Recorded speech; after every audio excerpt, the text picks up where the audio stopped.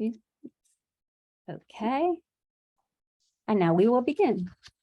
So I'm honored to introduce our speaker today, Toby Levy. Thank you so much for speaking with the William Patterson University community today. I'm not going to give too much of an introduction to allow Toby the time to tell her own story, but I will say that she was born in 1933 in Chodorov, Poland, located outside of Lvov, which is now Lviv in modern day Ukraine. Pardon my pronunciation. She's going to tell her story. But today she is a gallery educator and Speakers Bureau member at the Museum of Jewish Heritage, a living memorial to the Holocaust in New York City, which I highly recommend everyone go visit if you have not. It's a wonderful museum. She has shared her incredible life story with people all over the world, including in 2021, when she wrote a moving article in the New York Times about her experiences as a Holocaust survivor, sharing her story before and during the pandemic, which I highly recommend that you read. It was a wonderful article. So thank you so much for speaking with the WPU community today, and I will hand it over to you, Toby. Thank you. Thank you for having me. Welcome, everybody. And I appreciate you want to hear me. So you're right. I was born in 1933. That's the year Hitler came to power. 1933. So the German Jews knew exactly what's beginning to happen. Where the Polish Jews. I was in Poland. It's Eastern Poland, which is not the center of Poland. The center of Poland is closer to Germany. I'm a little further. Was born in a small, nice little town. My parents born there, my grandparents, great-grandparents, so generations in one small town. We had, I would say, no more than 5,000 Jews. We had a gorgeous wooden synagogue, which we have a replica of it today in Tel Aviv, in the Museum of, can't think right now, okay, a minute later, doesn't matter. It was we lived together. I call it Jews make their own ghetto, but it's comfortable to live between your own. We help each other. You have the synagogue. We lived in center of town, which is called the Rinning. Rinning means a square. So there are stores around it and people buildings. So we lived in the center of town. We were not rich. We were not poor. We lived in my paternal grandparents' house. The whole family, my whole family of my father's side lived in the house. We had only 2 rooms, one big kitchen, and I think 1 bedroom. And I'm not sure where the bathroom was. So I can't even tell you that. But life in my time, what I remember, was already beginning to get better for the Jews. The Jews had pogroms. Pogroms used to mean, today means different, used to mean they disrupted the life of the normal life, destroyed some property, did some stealing, beat up some people, killed some people, but yet life went on. So we were used to pogroms, but what Hitler had to offer, nobody understood, and nobody added the dots, so we were ignorant what's in it for us. Even though if we knew what it is, my part of Poland was impossible to get out because you needed a visa to whatever you had to go. No place were the doors open that you could go. You needed a visa and you needed money. Neither one of these things we had. But I do remember my mom's sister, my father's brother, they belonged to the Zionist organization. In 1937, they got visas to go to Palestine, which was at that time occupied by England. So the 2 of them got out. And I remember vividly when they took him to the station, my aunt said to him, to the family that said goodbye to him, leave Europe because we feel it's going to be a fire, something we have never smelled before. Run. There was no place to run. No place to run. And we didn't have, in my opinion, we didn't have the leadership.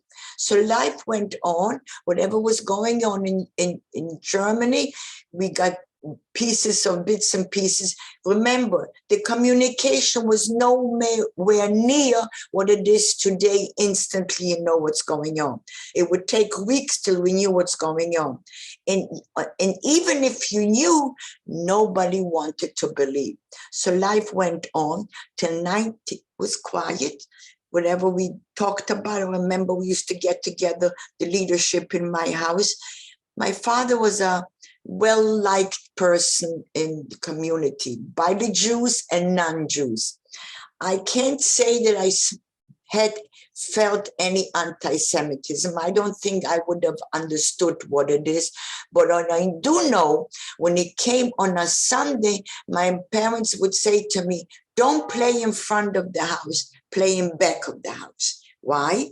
Because the Ukrainians and the Poles, they're very Orthodox. They go to synagogue every Sunday.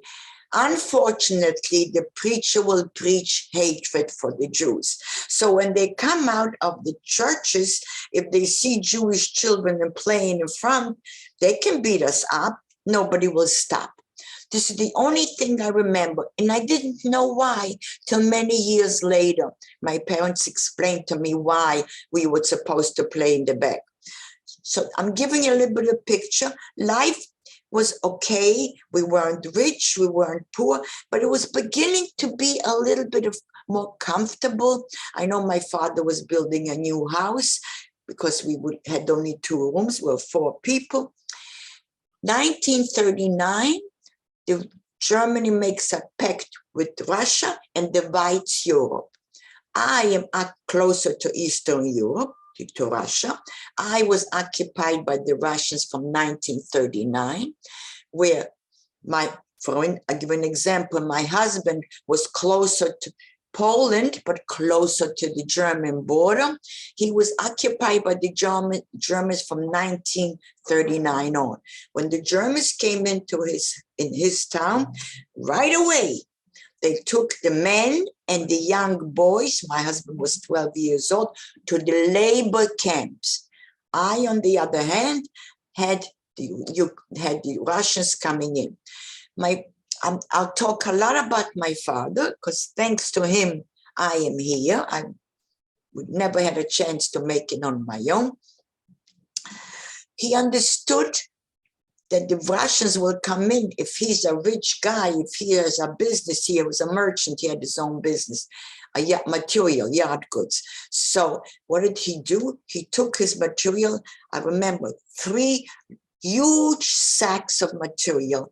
He packed it all out, made the store empty, put the merchandise in the cellar, hid it. He knew where to hide it. So when the Russians came in, my father was a simple merchant. He had nothing. They gave him a job. My sister kept going to school. Everything seemed normal. 1939 till 1941. We had information, very little what was going on for the Jews in Poland and in Germany, but we knew it's not good. So in 1941, when the Germans broke the pact and started running the Russians out of every town, okay, my town, I'm going back for a minute, had a train station, which was a big deal in those years, a lumber yard, and a sugar factory. So employment was great. It was a well-organized little town, very vibrant. So the Russians occupied the train. Well, if you were young and powerful and didn't have a family, you got on the train and you ran away to Russia with the train. Many young Jewish people did that. In fact, 2 of my cousins did that. They survived. They got on the train. My father packed handbags, and the 4 of us trying to get on the train, and he couldn't. What does he do? He rents a horse and buggy, starts going with the horse and buggy, realizing that each town he's going, the Germans are going faster, and we cannot get on the train. Some of our friends did. They kept running till they got on the train. My father stopped and said to my mom, I don't think we can get on the train. The Germans are walking faster than we are because no one stopped them. The Poles didn't, the Russians didn't. They didn't have to fight one bullet. They occupied each town. My father says to my mom, I think we're better off going back to our hometown because there, he says, everybody knows us. So already in his mind was working long term. Everybody knows me. I have a better chance in my town than in a town nobody knows me. He turns around the horse and buggy. We go back to our Chodorov. We come home, we unpack. Sure enough, 2 days later, the Germans walk in. Okay, that's when life ended for all the Jews. The Germans walk in and they ask all the Jews, 99% Jews live next to each other in the center of town. All of us get out into the Rinnik. All of us, children, everybody. My maternal grandparents didn't live in the Rinnik. They lived near the train station because they had a small dairy farm. So they never came. So we listening to the Germans. Since I was so small, a child, I was 8 years old, all I could see is the boots. I was very impressed with the boots. Funny that I picked it up because all my friends, survivors my age, picked up the same thing. The elegant boots and the soldiers dressed so well, so elegant, all young. I was so impressed by their voices, screaming, yelling us, not talking normal like occupiers come to a town and introduce themselves. No, they talked down, screaming. I'm turning to my father. He holds me by my right hand. He says, Dad, why are they screaming? He turns to me and says to me very loud, stop it. Quiet, be quiet. I never forgot his tone of voice because I never heard my father scream at me. I realized this is some kind of tragedy. And they're giving us order. We have no longer rights. We are no longer citizens. We don't have. We have to wear an armband 5 inches white in the center a blue star. In order, everything what we have is theirs. Everybody goes to work, on and on and on. And then at the end, they take one man that has a small little beard. They did this in every town they occupied. Put him in center of town, push him on the hand and feet. A German puts a foot on his back and says to us, this is who you are now. You have no more rights to exist. I will never forget that scene. When we come upstairs to the apartment, my father says to my mom, this is no way, none of us are going to make it unless we get help from outside. There was no help from outside. From nowhere, from left, right, no one. There was, you were on your own. It's either you make it or you don't. You have no choices, none choice except follow whatever they tell you to do. I will go back for 1 minute. My father was a soldier in the First World War, 1914. He was 18 years old. He was a soldier for the German army. They lost the First World War too. By the time the war ended, he was stationed, he was in Italy. He hitchhiked all the way back to Chodorov. When he saw these Germans, he says to my mom, these are not the same Germans. None of us are going to make it unless we get help from outside. I will never forget those words. My father was lucky, got a job working in the lumber yard.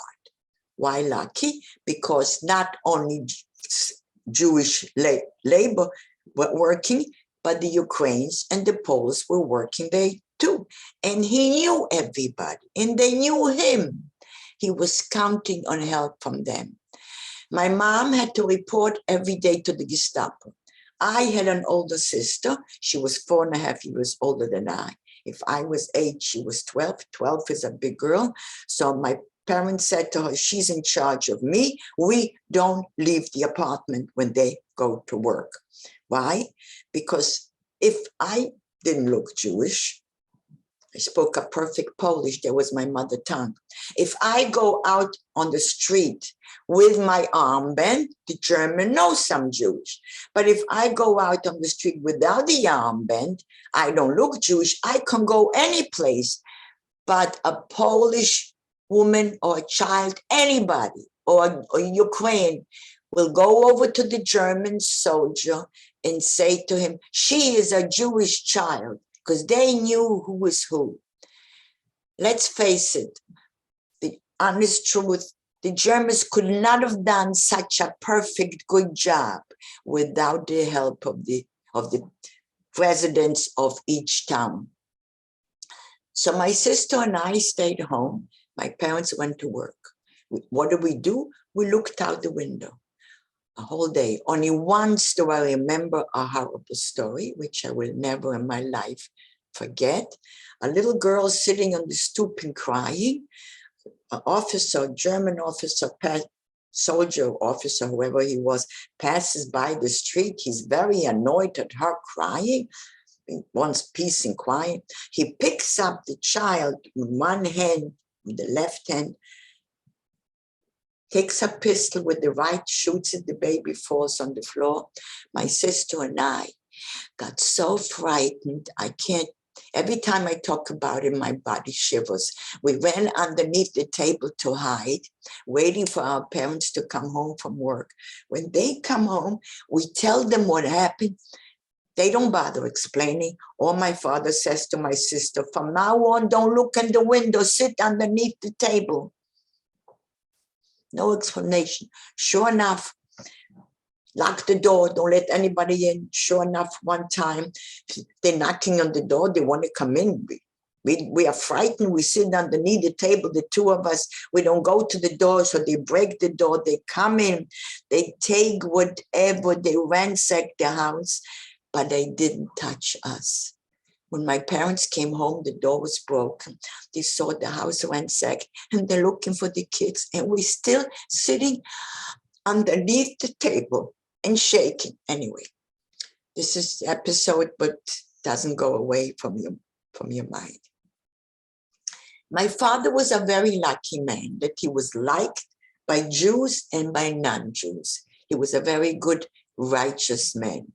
He knew his morals. He knew what's right and what's wrong. He was a kind, good man. Very smart, too. One time, one of his people that knew him comes over to my father and says, it's going to be a big akcja. Akcja means picking you out of the house, chasing you, pushing you, killing you, either on the spot or taking you on the train. We knew what it meant. You bet, he says to my father's name was Moshe. He says to Moshe, you better find a good hiding place, not just one behind the door. My father comes home, tells my mother what's going to be. So he's thinking how to make a hiding place. Anyway, it's amazing to me, his thinking. Every house in Europe has a cellar, a deep cellar, one full floor to go down the earth. Street level, you open it up. 2 big, heavy iron doors. You keep there everything. You storage food for cold. You storage everything. It's everything there in that cellar. So he says, he figured out he'll make the cellar smaller, and to go into the cellar would be from his sister's apartment. She lives on the ground floor.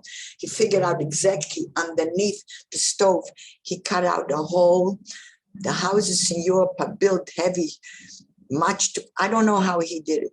Where did he get the stuff to build a new wall in the cellar? He worked in a lumber yard, so he would steal it. Sure enough, once he was caught, brought to the Gestapo, wanted to know why he was stealing the lumber, whatever he needed, bricks, probably mortar.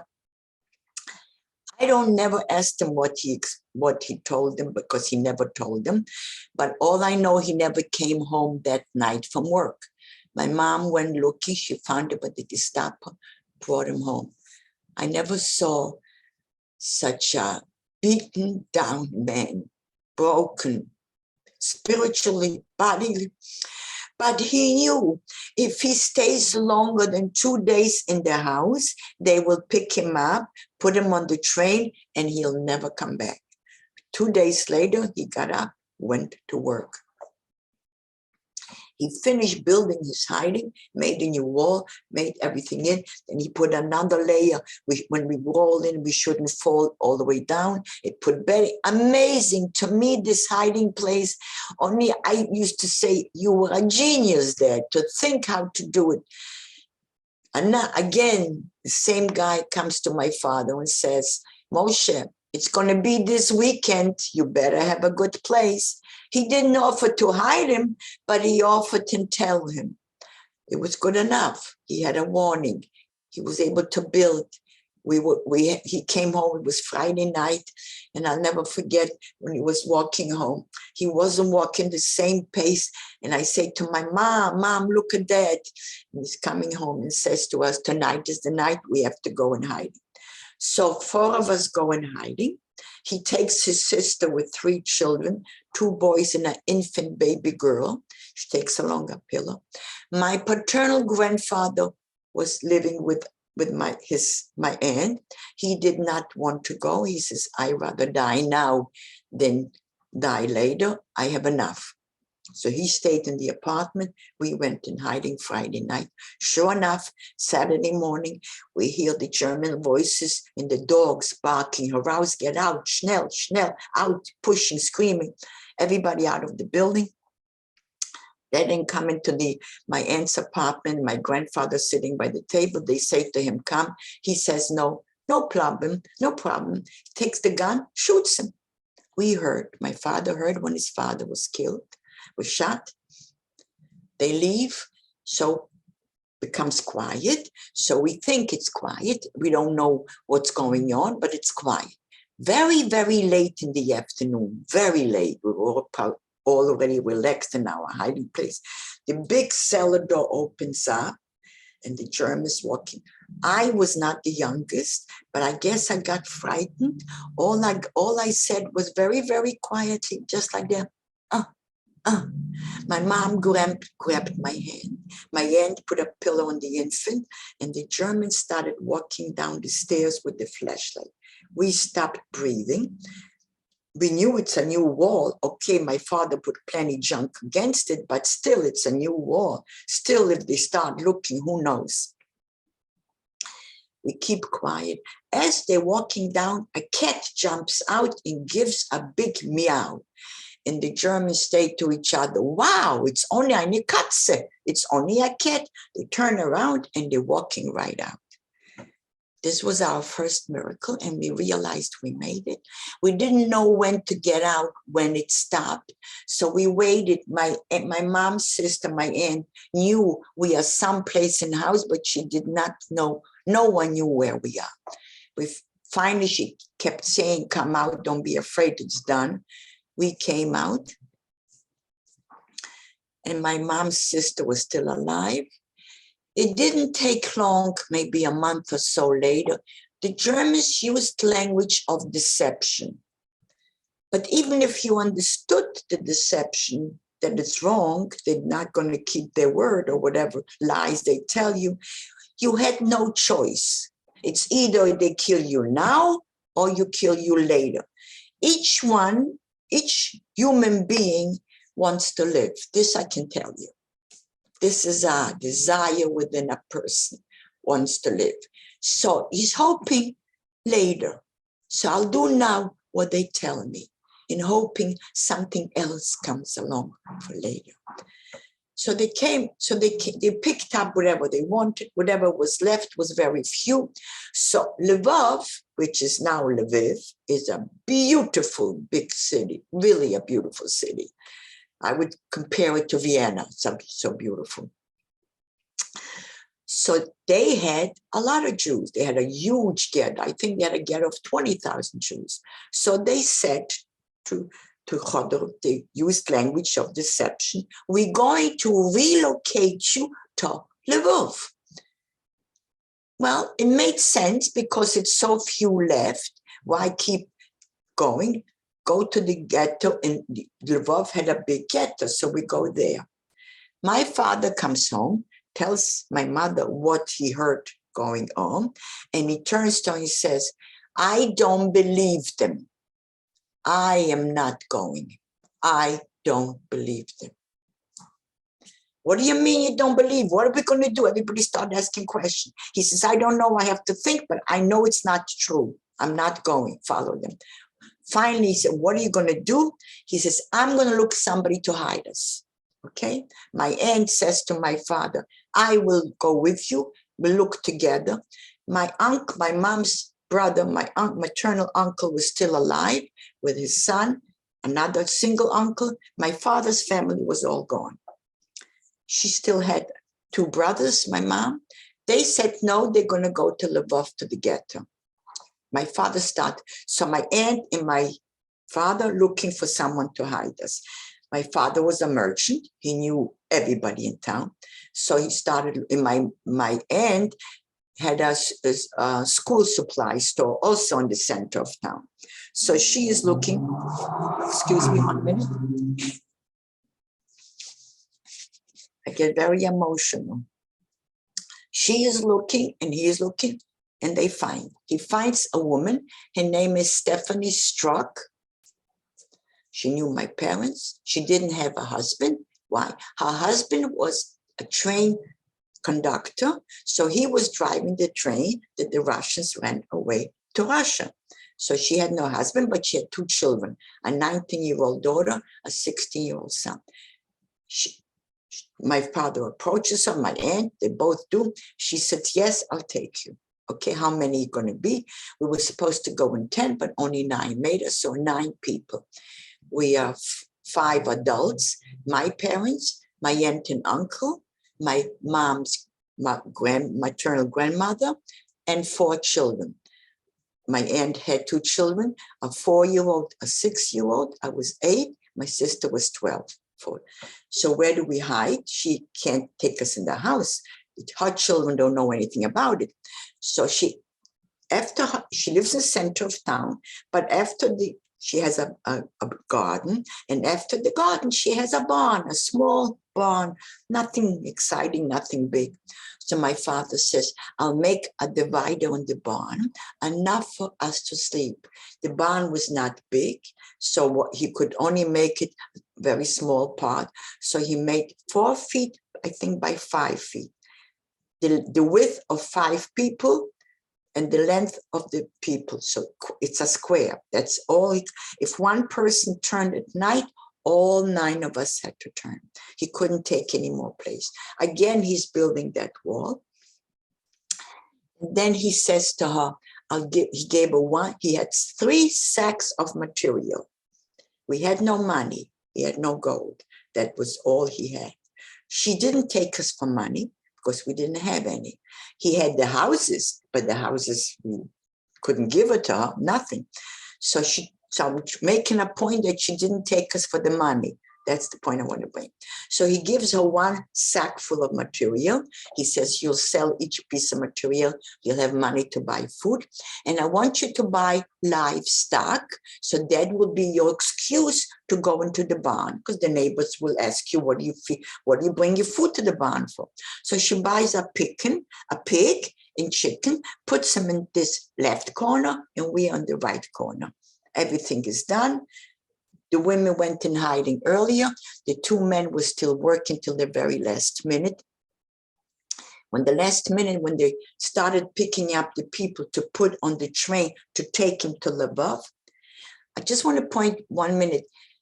A human being has feeling of instinct, let me tell you. You have an instinct that something is not right. And all of a sudden, when the Germans picked up the people to put him on the train, take him to Lvov, everybody realized it's a lie, because everybody was started running in different corners. My father and my uncle barely made it to the hiding place. The rest of the people were put on the train. Nobody knows where till after the war. So my father and my uncle made it to our hiding place. 2 weeks later, Stephanie opens up the door and tells us there isn't a single Jew left in Chodov. Sit quiet. Of course, we're sitting quiet. There was not much we can do there. It's pitch dark. So we would stretch our leg, go out. During the day, we would go out, stretch our legs, go back. Each person would take turns to stretch their legs, not to be too many in the barn. 3 months into our hiding place, 3 adults are standing in the center and stretching their legs. The big barn door opens up. Stephanie standing in the middle with a Ukrainian police right here looking in. Okay. Inside is pitch dark. Outside, the sun is shining. When she opens those doors, the sun shined in. The pig and chicken start running towards the door. She saw 3 standing. She knew what she has in the barn. He didn't know. She froze. She actually froze. Saw that the adult standing froze. The Ukraine police, he was blinded. I say it's a miracle. I say she stood, she was our miracle. She was our, you name it, whatever you want to call it. She was there to save us. She stood in front. He did not see us. He concentrated on the pig and chickens. Finally, she realizes what's happening. She closes the door, walks away. We realize we're in trouble, but he did not see us. If he saw us, he would have picked us up right away, taken us to the Gestapo. He wouldn't have let us stay there. She gets frightened. She comes back and says to us, you have to go. I can't take it. I have children. The children don't know about you. You have to go. My father said he didn't see us. He's begging her, go talk to him. You'll see. We have no place to go. She says, I'm giving you 2 days. Do what you want. I'm leaving the barn door open. She leaves the barn door open. My parents go out at night. They can't go far. They're afraid to go. They try neighbors that they knew. Nobody even opens the door. One man said to my mom, I will make believe that I didn't see you, which was good because the order was, if you see a Jew, you must report. So he said he'll make believe he didn't see, so she was safe. Nothing we can do, so we come back. So what do? We're going to go to the forest. There is a forest, not too far, but we're on center town.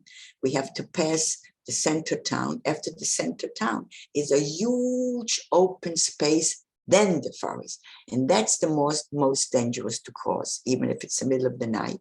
Somebody will see 9 people walking, but we have no choice. We're getting dressed. I'll never forget that part. We're getting dressed. My father decides he wants my sister and me to go. Anyway, that's, I don't want to waste time with that. Stephanie, to me, she was an angel. To me, not just to me, to all 9 of us, God sent an angel to protect us because she could not chase us. She felt bad. She went to the Ukraine police and says to him, you know who I am? She was well-known people. They weren't plain, simple peasants. Her parents lived there. Her sister had a bakery. She says to him, you know who I am? You know where my husband is? The Russians took him away. You know my parents, you know my sister. Why did you come? What were you looking for? He says to her, Mrs. Struck, you bought livestock. My job is to register it.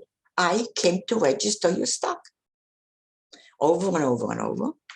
He tells her the same answer. She tells him she has, whatever she texts, she told us the story later. She's walking home and she knows we're leaving, but she can't chase us. So to me, she's not a normal person. To me, she's sent from God. She's an angel. She comes back. She has 2 children, a 19-year-old daughter, a 16-year-old son. son's name was Tajik. She takes the two children, tells them who she has in the barn for the 3 months and what happened in the afternoon, and that we're leaving tonight for the forest. The 16-year-old boy, Tajik, turns to mom and says, "You can't chase them. They'll never make it. I will help you." And he says to the sister, "You stay away because you're 19 years old. You're socializing with the Germans. You out, close, you out, you're not in. Me and mom."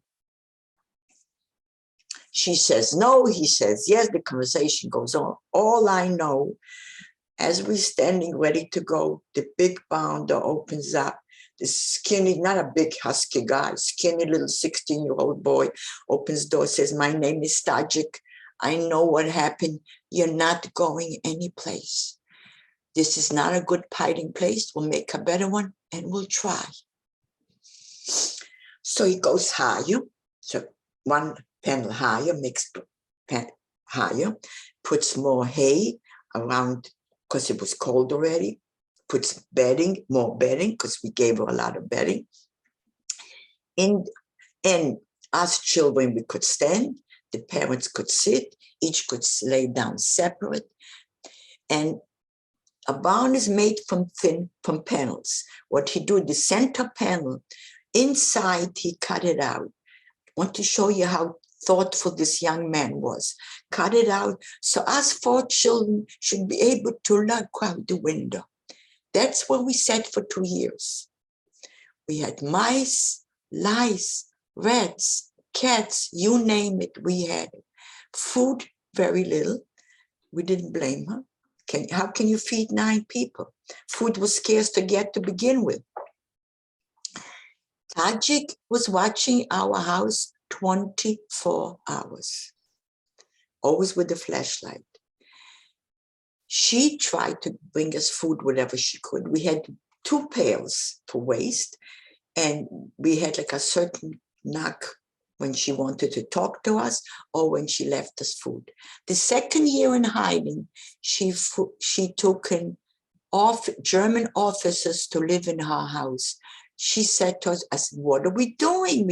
She said, I need protection. I feel safer with them in my house and I have more food. We couldn't complain. The barn door was always open. They walked in and out. Every single day was a miracle day. My father had a diary written every single day. Too bad we didn't take it. He also had dates. My father was an Orthodox Jew prior. His religion never changed. He always, when we went in hiding, he took his talit and the tefillin. This is what a Jewish man does every morning. He puts it on his hand, he puts it on his shoulder, and does his prayers. He did this every day. My uncle, now, he wanted to know where my father's God is. And my father explained to him, it's not God's fault, it's humanity's fault. God gave people choices. My father was busy teaching us, the children, not to hate. Because he used to say, if you hate, you will destroy your life, not the people you hate. You will not have a life.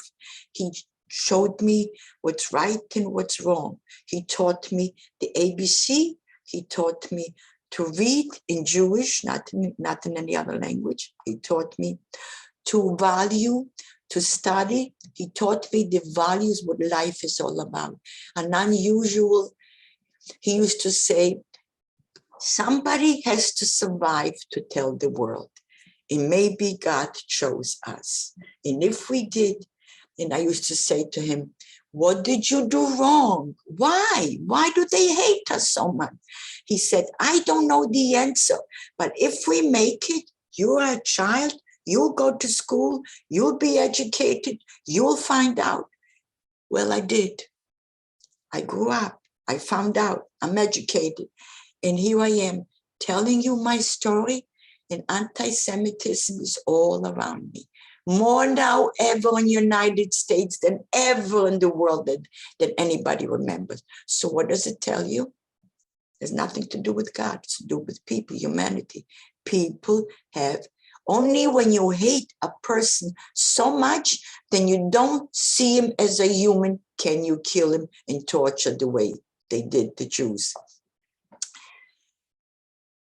My position is to, when I speak, is to teach, not to teach, to tell and to show you how the survivors made a life going forward. I don't want to stop. I want to finish. I don't want to go. I don't want to go into different. I want to finish. So we stayed there 2 years. We didn't have much food. We didn't have much, but we had faith. Every house around her was bombed, lost the roof. Her house was standing. Our barn was standing. The last 3 months was horrible. So she packed her bags and says, I'm taking the children. I'm going out of the city. We left without, my father says we left no one. Besides food that my parents would go out at night, whatever they found in the garden, that's where we ate. But we were so scared if we lose the roof. And we knew it's the last few weeks. Her house was occupied by the Germans. We could not go out and hide. We could have hide someplace else. We couldn't get out. So only faith, the way my father had, can sustain you to go forward. My grandmother wanted out. My uncle wanted out. He says, I have enough. I can't take it. I want out. And my father says, you go out and we stay here. Somebody will catch you. What is going to happen? You're going to give us out right away. No, either we all go or we all stay. It was, I can't explain I don't have the right vocabulary to tell you the feel and the wanting, the desire to want to live is very great. And that's where so I want to give you 2 examples about Tajik. Once what kind of human being he was. Once my father, let me see what time it is. Do I have time? Oh yeah, you have, I would say like 5 to 10 minutes. So then we have some time for. So Tajik, my uncle wanted to know what time is. He puts a flashlight. And right away there were Germans around. Tajik was outside with his flashlight. He is a 16-year-old boy. He plays with friends. So once one of his friends takes a step ladder from the barn, puts it against the wall, starts climbing. Tajik got scared. If he climbs, he puts his head against the panels, he might look in and see us moving. And we got scared. We all lay down flat. What does Tajik do? Grabs the step ladder from under him. He says, what do you think? I'm hiding Jews there? Come, the barn door is open. I'll show you. That was Tajik. Tajik unfortunately died young. The Chernobyl explosion in the high 80s. We think that's what killed him. But we have nothing but great memories for Tajik and Stephanie. We never stopped. 1944, I was liberated in 44 by the Russians. I'll never forget when the Russians came in, we understood Russian, so we knew it's Russians. We heard the Germans are leaving. We heard all the commotion. We knew it's any minute, but we also knew any minute for either way. It could be good or bad. Anyway, the Russians came in and we came out. My father first, and none of us could walk. And the Russians looked at us and they said, don't eat. If you eat, you'll die. Again, we were saved. Somehow we were meant to make it. And I believe in that very much. There's no 2 ways about it. 100 examples I can give. So 1944, I was liberated. I think June or July 1944. Each of one, the Russians took us to, we split, we went to other families. And when we came to this Polish family, she knew my parents. She says, you're alive? We were afraid they killed many of us, trust me. We were very anxious to know who survived. So, but we stayed, I don't know how long, but all I know, we had a bath. We didn't have a bath for 2 years. And clean, crispy sheet on the bed. I don't know how long it took us to recuperate, to eat, but we were very anxious to get it. When we came out, 39 Jews survived in Chodorov. 4 of us children, 1 more. 5 children, the rest adults. Some, yeah, maybe six were in the forest, young adults, 18, 19, young adults were 2 years in the forest and they survived. 39 people. And what did we find out would happen to the people in Chodorov when they took them on the train to put to Lvov? They never did. Put them on the train, took them outside of the city and shot them all. My father was right not to believe them. That's why I'm here. So when the war ended in 1945, just like my father said, there are going to be other survivors who look for each other. Sure enough, looked for each other. That's a whole story by itself, how we got out of Europe. The Russians let us out. You want to go? Go. They knew we should not stay there. We couldn't make a life there. Everything was destroyed. But what we did do is my father went to court legally to write over his house to Stephanie. My aunt did the same. So legally, he showed that she paid for it because she was afraid to take it. Her neighbors shouldn't say, why did Moshe Eisenstein sell you a house so cheap or whatever? She was so afraid. But that's all we were able to give her. We had nothing else. We were not able to give her anything till we came to the United States in 1949. We still had no money to give her. And a year or so later, when we had, but my parents always corresponded with her, never stopped. When we had money, Esther, what do you want? She said material. So we started sending packages. And I'm sending till today to her great-grandchildren package, not packages, money.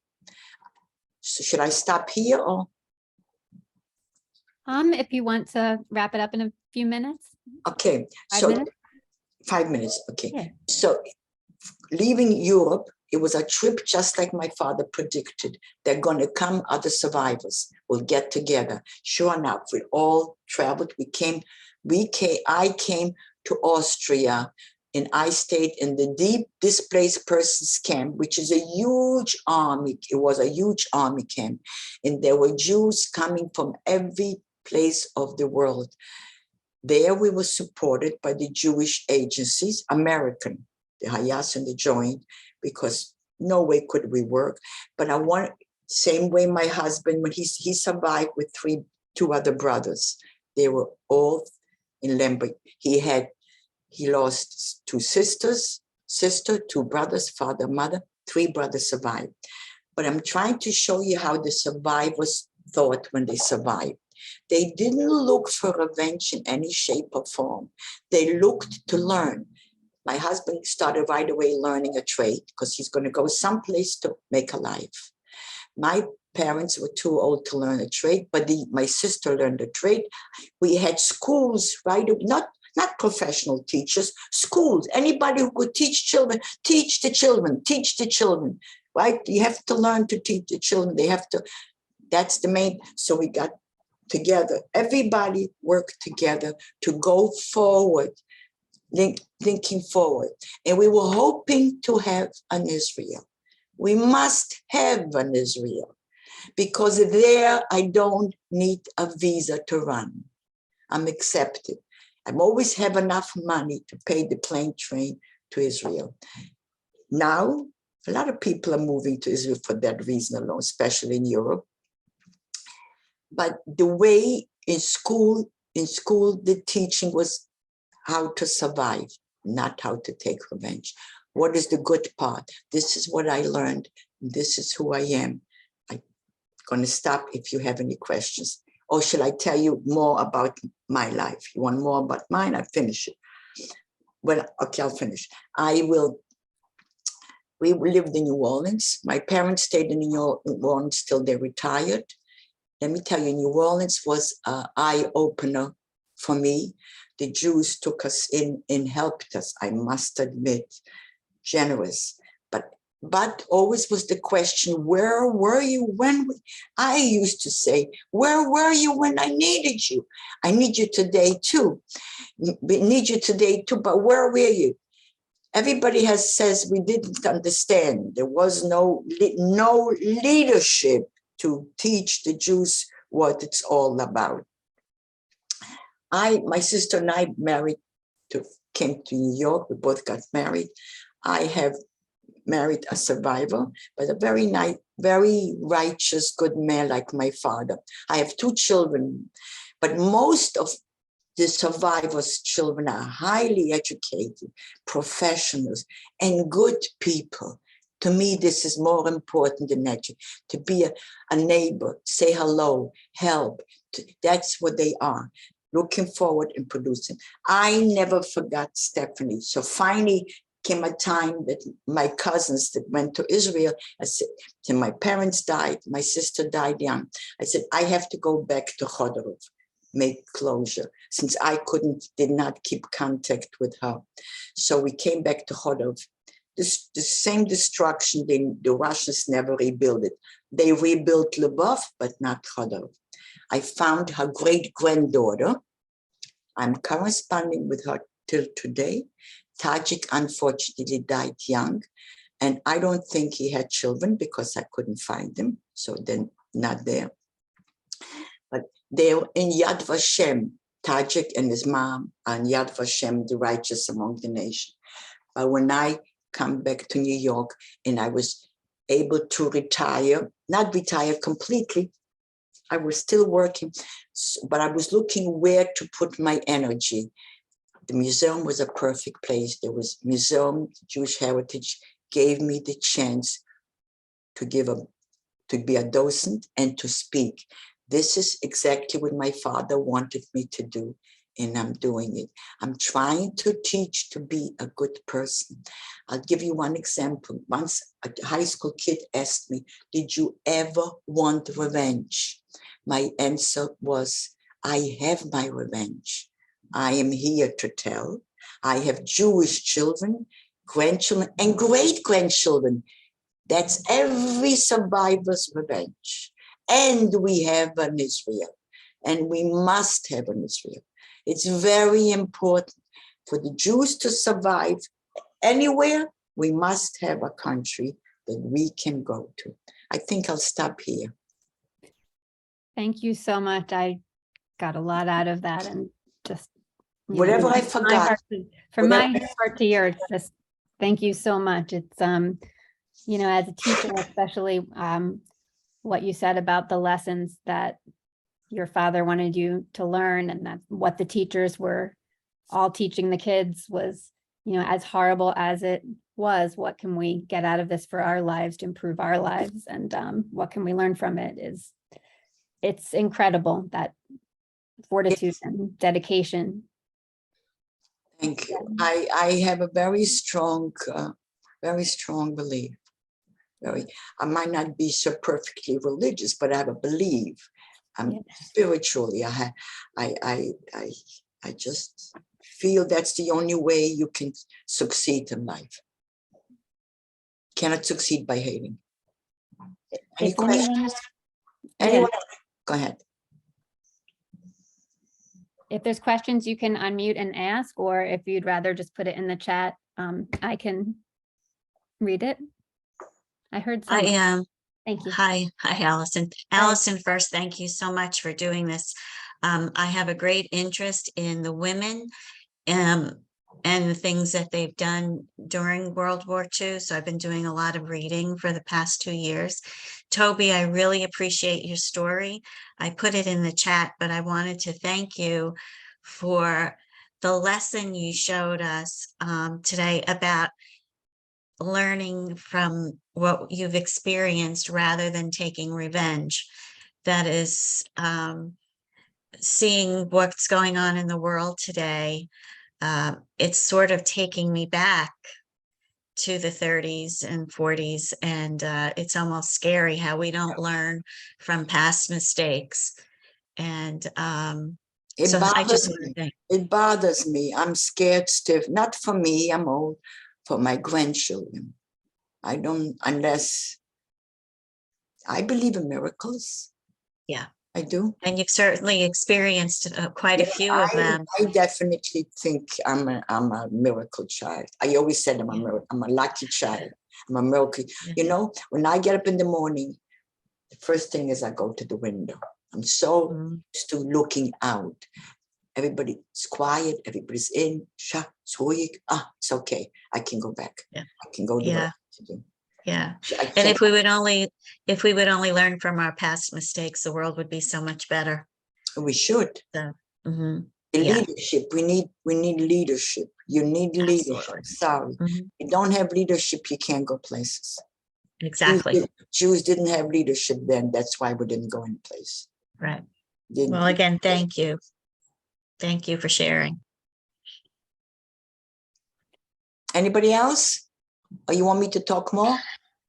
I just wanted to say a quick hello. My name is Yuri. I'm actually my great uncle was a doctor in Dijani, which is about 60 miles to the east of Shodorov. And That's they nice. survived. It's stunning, but not surprising that they survived in almost the identical fashion with hiding under a barn, 2 families for 14 months. And then coming out like ghosts after being underground, not seeing the sunlight for almost 2 years. Yeah. So, but you gave so many details and so many things that I've always wondered about. So I wanted to thank you for such a beautifully eloquent description and sharing this with us. I try to portray the horrors, also the good. I'm trying to show you who she was. What a woman. What a woman. To me, she was never human. How could she do it? All everything around her, the houses lived next to each other. She took such a chance. A miracle to me. So I believe in miracles. Besides that, and the survivors, they really appreciated life. And everybody went forward. All survivors made it nicely, I would say. Taught their children values. To me, this is the bigger miracle even. Like, I'll give you an example. My husband, 3 brothers, the oldest one, he says, I'll go to work. And the 2 younger one, he says, you guys go learn a trade because you're going to go to some country from here. You're not going to stay here. You need a trade. One time, my husband was the youngest of the 3. He saw a bicycle on a house, a bicycle, picks up the bicycle, goes home, comes home with the bicycle to his brother, says, where'd you get a bike? Where'd you get a bike? He says, oh, I took it. He says, you took it? You took it? That means you stole. Is that what your parents died for? You should be stealing a bike? Go give it back.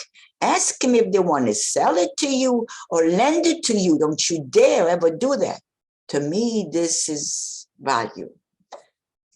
Don't take it. That's not the way to do it.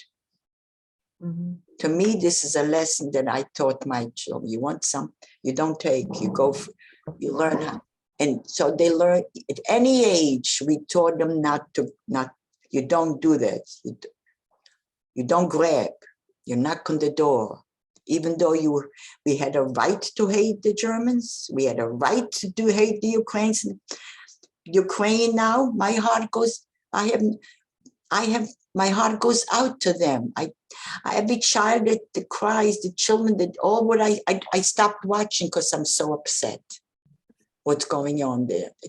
Why are the world allowing it? I'm keeping quiet. Thank you. We have a hand up from Sebastian.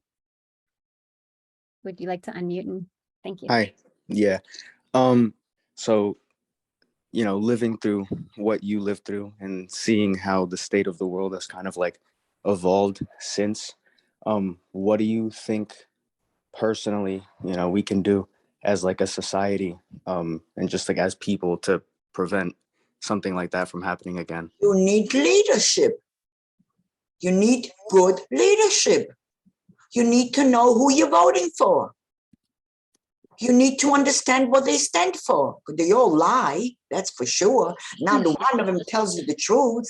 Not one of them. Your job is to find out how much they lie. You need leadership. I agree with you. It's a great question. Thank you for asking. You need to study who you vote for. This is a great country. It's the best country in the world. It's going kaput, in my opinion now. I don't like what's going. You need leadership.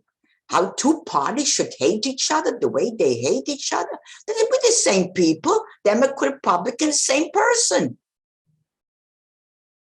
But they hate each I other. could not agree with you more. I could not agree with you more. Thank you so much. Thank you.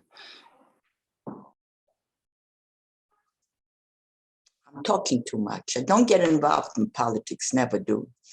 No, sometimes you just can't hold back. It's that serious, you know? It's that serious. I hate what's going on. Hate to talk.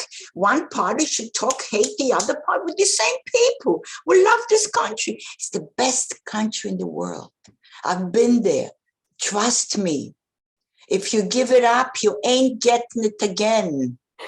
So fight for it. Look into it. The leadership should think. No, but each one wants power, so he's going to kill the other one.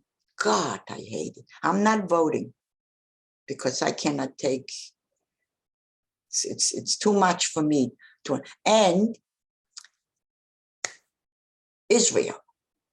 Why do you hate Israel? It's such a great country. It produced within 70 years what a country you built.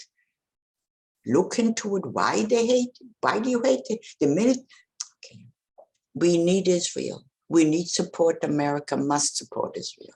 Otherwise, the Jews are gone. If we don't have an Israel, I guarantee you it's going to happen this or worse. Whatever we had or worse.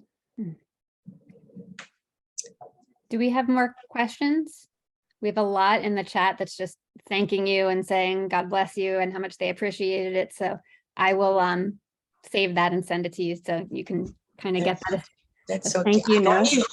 I only hope that you learn positive from me, not negative, which means Definitely. be a good person. And when you're a teacher, try to teach not to hate. Don't be a bully in school. It's very important. Kindness, be kind. Isn't this much nicer than be a bully?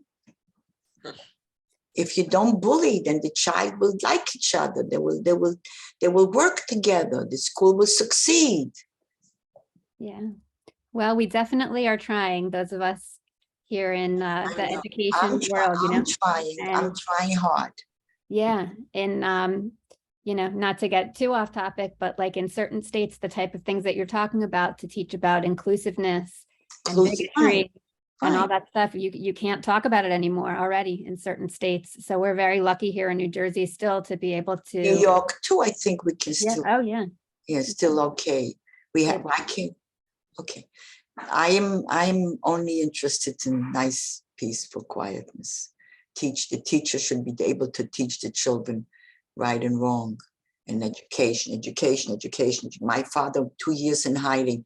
He's got to educate the kids, If we might make it. I think we'll make it. We have to think positive, we'll make it.